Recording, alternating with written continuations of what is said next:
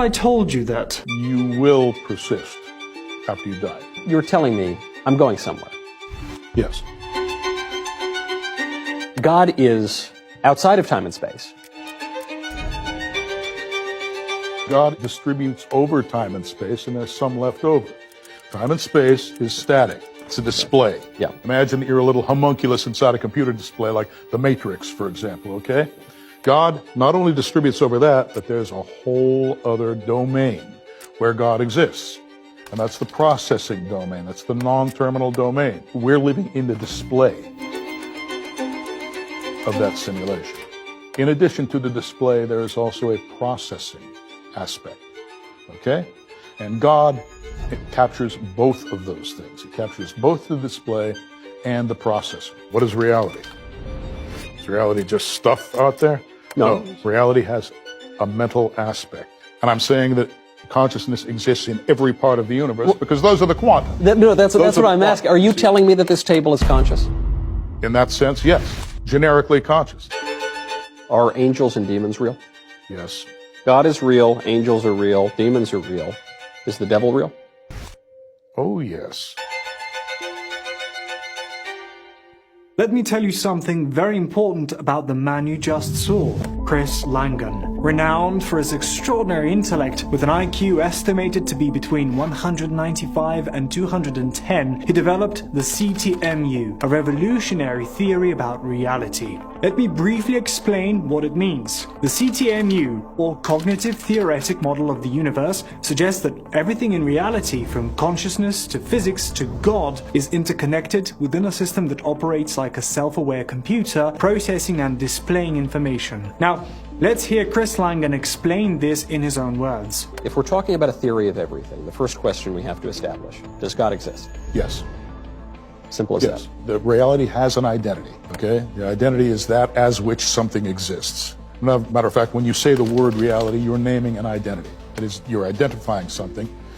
That's what the CTMU says. It just comes up with the mathematical structure that you need to build a reality out of that, you see? So you come up with that identity, and then you search it for its properties. You see, once you've built the preliminary framework, then you start deducing the properties of this identity, and you find out that those properties match those of God as described in most of the world's major religions. You can deny the existence of God, or are its properties such that God definitely has to exist? And the answer is, God exists.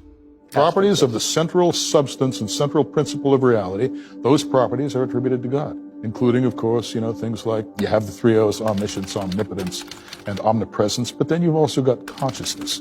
God has to be sentient. We're not just defining God out of existence. Sometimes you'll hear people say God exists, but they'll give God such a weak and shallow definition that the God that they're describing has no relation to the God that we conceive of. You're saying, no, God himself is conscious and therefore personal? Yes.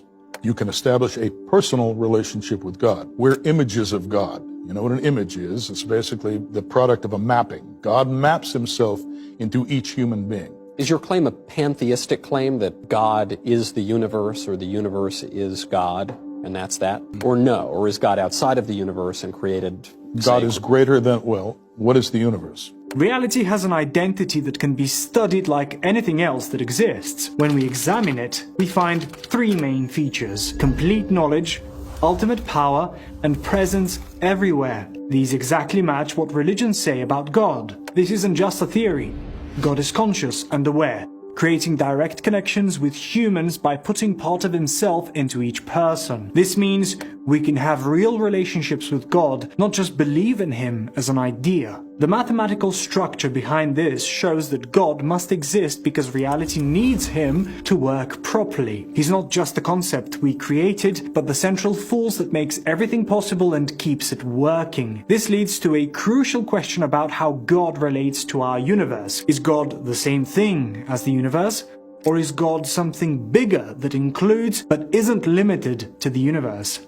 To answer this, we need to look at modern theories about how our universe works, particularly the simulation hypothesis. You ever hear of the simulation hypothesis? Yes. Okay, well, the simulation hypothesis is basically the idea that the reality we see around us, physical reality, is simulated on some sort of an automaton or a computer. God, it's more panentheistic. The idea is that you've got the physical universe that you see around you, but God is not confined to the physical universe. Okay. See, there's an ordinary pantheist assumes that God is somehow confined to the universe, that there is just what we see around us and God is in every piece of it. God is distributed over it. Yeah. But it's a little bit more complex than that, because this part of the universe that we see around us cannot exist just by itself. Yeah. Okay? There are certain things that it entails. And when you go into those entailments, that's how you get to God. That's how you get to the identity of reality. But to get back to the simulation hypothesis, that we're living in the display of that simulation. In addition to the display, there is also a processing aspect. And God captures both of those things. He captures both the display and the processor. What do you mean? I hate to put it in. Well, I mean, okay, here's the display. You realize the display contains states. Yeah. Okay, you see things, the objects contain states. States are static. Yeah. That's why they're called states. Yeah. Okay, static. How do they change? Well, they have to be processed. Something has to be processed. Yeah. And in the calculus, for example, those are tiny little infinitesimal intervals. Okay, but they are not actually contained in the states themselves. They have a neighborhood, a little tangent space or what have you, where you can sort of draw little vectors that suggest that some kind of processing is going on. But the idea of being a state and being a process, those are two different things to the ordinary way of looking at it. It turns out that you can't properly describe reality and causation at all unless you put those things together somehow. And that's what it takes God to do. God provides the processing functionality for your state. The universe works in a way similar to a complex computer system, with two main parts: what we can see and experience, the display, and what makes everything work behind the scenes, the processor. This idea comes from the simulation hypothesis, which suggests our reality might be like a sophisticated simulation, but God isn't just part of this system. He's bigger than it and controls both aspects. What makes this understanding unique is that everything we see exists in different states, like frozen moments in time. These states need something to make them change and move forward, and that's where God's role becomes crucial. He provides the processing power that makes everything work together, not just maintaining the universe but actively participating in its operation. This understanding of how reality works leads us to a deeper question about consciousness. How do we, as conscious beings, fit into this complex system of display and processing? The answer involves something called quantum mechanics and identity operators.